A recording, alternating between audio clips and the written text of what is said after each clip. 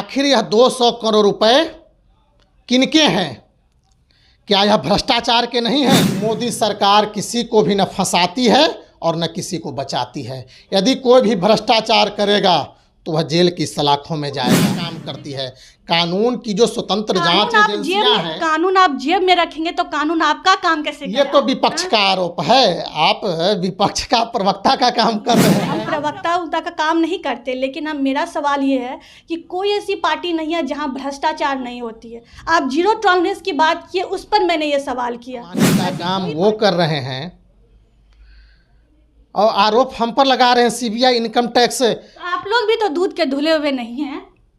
मैं आपसे पूछना चाहता हूं कि भारतीय जनता पार्टी में कौन ऐसे नेता है जिन पर भ्रष्टाचार का आरोप लगा? आपने बोल रहे हैं कि अब जीरो टॉलरेंस की बात है, तो जब जीरो टॉलरेंस पर फिर अजित पवार कहाँ से आ गए? भ्रष्टाचार का आरोप सत्य साबित होता है तो क्या प्रधानमंत्री जी बचाने का काम करेंगे क्या? तथ्य कैसे साबित होगा? आप लोग तो जेब में ही रखते हैं, तो आप तो अपना आप को बचाएंगे ना, कैसे फंसाएंगे? आप लालू प्रसाद का नाम लिए, अखिलेश का नाम लिए, लेकिन अजित पवार का क्या नाम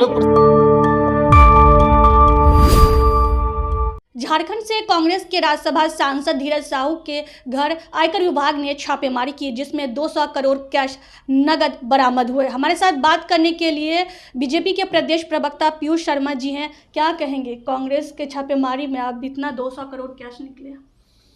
देखिए, देश में भ्रष्टाचारियों के ऊपर कानूनी कार्रवाई जारी रहेगी। यह देश के यशस्वी प्रधानमंत्री आदरणीय नरेंद्र मोदी जी की गारंटी है। देश के यशस्वी प्रधानमंत्री आदरणीय नरेंद्र मोदी जी 140 करोड़ देशवासियों को यह गारंटी देते हैं और गारंटी देने का काम कर रहे हैं कि चाहे वह कोई भी भ्रष्टाचारी हो, वह कोई भी राजनेता हो, कोई भी नेता हो, यदि जनता की गाढ़ी कमाई का, सरकार को लूटने का दुरुपयोग करेगा, भ्रष्टाचार करने का काम करेगा, उस पर कानूनी कार्रवाई होती रहेगी। और इसी के क्रम में पिछले 6 दिसंबर को झारखंड प्रदेश से रहने वाले कांग्रेस के राज्यसभा सांसद धीरज प्रसाद साहू जी के सरकारी ठिकानों पर जब इनकम टैक्स द्वारा छापेमारी की गई तो कई आलमीरों में 200 करोड़ रुपए से अधिक कैश की बरामदगी हुई है। यह 200 करोड़ रुपए कैश की बरामदगी एक बहुत बड़े घोटाले की ओर प्रदर्शित करता है। आप लोग पर तो हमारा सवाल ही उठता है कि आप लोग ईडी सीबीआई के जेब में रखते हैं। देखिए, विपक्ष भ्रष्टाचार करेंगे और दोष भारतीय जनता पार्टी और भारतीय जनता पार्टी के नेता देश के प्रधानमंत्री आदरणीय नरेंद्र मोदी जी पर देने का काम करेंगे। क्या धीरज साहू जी देश की जनता के बीच बताने का काम करेंगे कि ये 200 करोड़ रुपए कहां से आए? आखिर यह 200 करोड़ रुपए किनके हैं? क्या यह भ्रष्टाचार के नहीं हैं? वे जनता के बीच बताने का काम करेंगे कि ये 200 करोड़ रुपए कहां से आए? तो घोटाला और भ्रष्टाचार करने का काम वो लोग करेंगे और दोषारोपण कहेंगे कि Bharatiya Janata party ED, income tax और सीबीआई के जरिए हम लोगों को परेशान करने का काम कर रही है। आप लोग भ्रष्टाचार बोल रहे हैं, आप लोग में भ्रष्टाचार नहीं होता है। मैं आपको बता देना चाहता हूं कि जब देश के प्रधानमंत्री 2014 में प्रधानमंत्री पद की शपथ लिए तो उन्होंने कहने का काम कि देश की जनता के बीच बताने का काम किया था कि हम भ्रष्टाचार के मुद्दे पर देश में जीरो टॉलरेंस स्थापित करने का काम करेंगे। और आज 2023 लगभग 9 वर्ष साढ़े 9 वर्ष मोदी सरकार के पूरे हो चुके हैं। अच्छा, आपके कहने एक का भी भ्रष्टाचार का मामला मोदी सरकार के मंत्रिमंडल में किसी भी मंत्री के ऊपर नहीं आया है। तो अजीत पवार कौन है? अजीत पवार आज हमारे महाराष्ट्र में गठबंधन के साथी हैं। गठबंधन घोटाला किए है ना। देखिए, अगर आप में बोल रहे हैं कि अब जीरो टॉलरेंस की बात है, तो जब जीरो टॉलरेंस पर फिर अजीत पवार कहाँ से आ गया? देखिए, अजीत पवार पर पूर्व के दिनों में सीबीआई, इनकम टैक्स, ईडी द्वारा छापेमारी करने का काम किया गया था, लेकिन भारतीय जनता पार्टी, देश के प्रधानमंत्री नरेंद्र मोदी जी कभी उनको बचाने का काम नहीं कर रहे हैं। ठीक है, वो मेरे गठबंधन में हैं, लेकिन सीबीआई, इनकम टैक्स, ईडी को प्रधानमंत्री जी रोकने का काम नहीं कर रहे हैं। और मैं तो आपके चैनल से यह कहना चाहता हूं कि सीबीआई, इनकम टैक्स, ईडी यदि छापेमारी में, अजीत पवार जी के छापेमारी में तथ्य साबित करने का काम करती है कि हाँ वो गलत है, उन पर भ्रष्टाचार का आरोप सत्य साबित होता है, तो क्या प्रधानमंत्री जी बचाने का काम करेंगे क्या? तथ्य कैसे साबित होगा? आप लोग तो जेब में ही रखते हैं, तो अब आप तो अपना आप को बचाएंगे ना, कैसे फंसाएंगे? ऐसी कोई बात नहीं है। आप बोल रहे हैं ना, आप बोल रहे हैं, लेकिन ये तो कहा ही जा रहा है कि आप लोग जेब में ही रखते हैं। विपक्ष का काम है आरोप लगाना।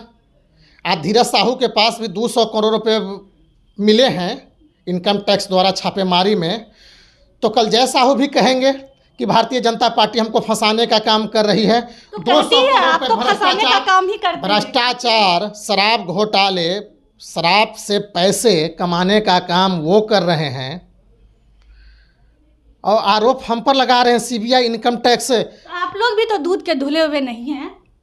मैं आपसे पूछना चाहता हूं कि भारतीय जनता पार्टी में कौन ऐसे नेता है जिन पर भ्रष्टाचार का आरोप लगा है? अब देखिए तो सही, अच्छा से भ्रष्टाचारी भारतीय जनता पार्टी में अगर आपके पार्टी में शामिल होता तो आप तो उसे छुपा लेते। नहीं, ऐसी कोई बात नहीं, ऐसी कोई बात नहीं है कि मेरे दल में हो। कानून अपना काम करती है।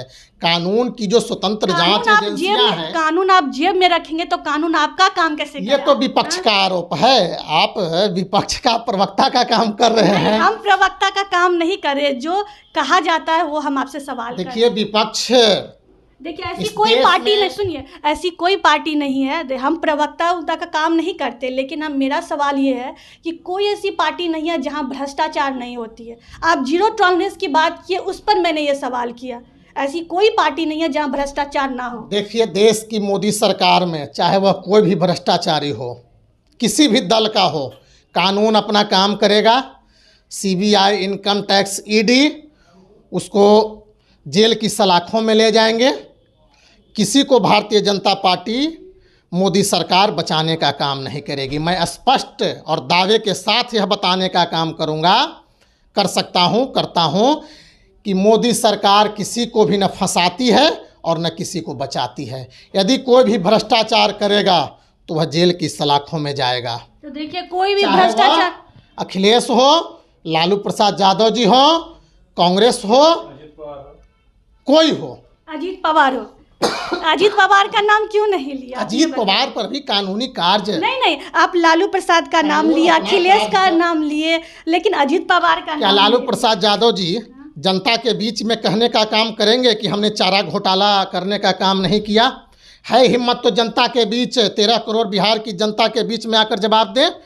तेजस्वी यादव जी जवाब दें। अच्छा, अगर आपकी पार्टी घोटाला करेगी तो आप जाके बोलेंगे कि घोटाला? तेजस्वी यादव जी जनता के बीच में दावे के साथ यदि बताने का काम करें, मीडिया के बीच आपके समक्ष बताने का तो काम करें कि 31 साल उम्र के बारे में, अभी 34, चूँकि उनकी सही जानकारी नहीं है कि उनका मैट्रिक का जो सर्टिफिकेट है कभी कुछ बताता है, कभी कुछ बताता है, फर्जी सर्टिफिकेट है। उम्र पर मैं कोई सही नहीं कह सकता हूँ, लेकिन 31 या 34 की उम्र में वो बताने का काम करेंगे कि 55 बेशकीमती जो करोड़ों की संपत्ति अर्जित करने का काम किए हैं, करोड़ों रुपए के बहुमूल्य इमारत हैं, वो बताने का काम करेंगे कि वह मेरा नहीं है।